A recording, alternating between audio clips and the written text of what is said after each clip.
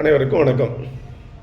சமீப காலமாக எதிர்க்கட்சிகள் என்ற அந்தஸ்தில் இருக்கக்கூடிய ஏடிஎம்கே, அனைத்து இந்திய அண்ணா திராவிட முன்னேற்ற கட்சியின் உறுப்பினர்களில் ஒருவராக இருக்கக்கூடிய எடப்பாடியார் அவர்களும் மற்றும் அனைத்து கட்சி கூட்டணியில் இருக்கக்கூடியவர்களும், பாமக கட்சி நிறுவனரும், அவருடைய மகன் அன்புமணியும்,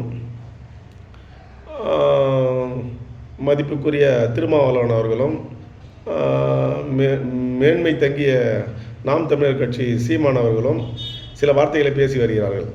சட்டம் கடுமையாக்கப்பட வேண்டும், சட்டம் கடுமையாக்கப்பட வேண்டும். சட்டம் கடுமையாக்கப்படக்கூடிய சட்டத்தை இயற்றக்கூடியது மாநில அரசின் கட்டுப்பாட்டிலா, மத்திய அரசின் கட்டுப்பாட்டிலா? மதிப்புக்குரிய முதல்வர் அவர்கள் நினைத்தால் சட்டத்தை இயற்ற முடியுமா?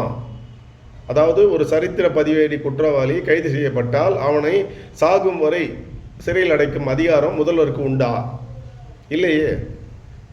அது மத்திய அரசு திருத்தப்பட வேண்டிய சட்டங்கள், பழைய சட்டங்கள். அந்த சட்ட புத்தகங்களை மாற்றி அமைத்து வழக்கறிஞர் நண்பர்கள் இந்திய ஒற்றுமைக்காகவும் இந்திய அமைதிக்காகவும் பாடுபட்டு சரித்திர பதிவேடு குற்றவாளிகள் தண்டிக்கப்பட வேண்டும் என்ற குரல் கொடுத்தால் ஒழிய நிச்சயம் இந்த சட்ட திருத்தம் என்பது ஒரு தேர்தலின் போது மக்களை கவரக்கூடிய வார்த்தையாக தான் இருக்கும் என்பதை என் போன்றவர்கள் உணர்கிறார்கள். இது என் தனிப்பட்ட கருத்து.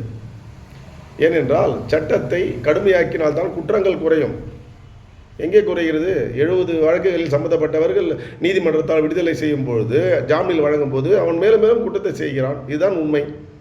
நன்றி, வணக்கம்.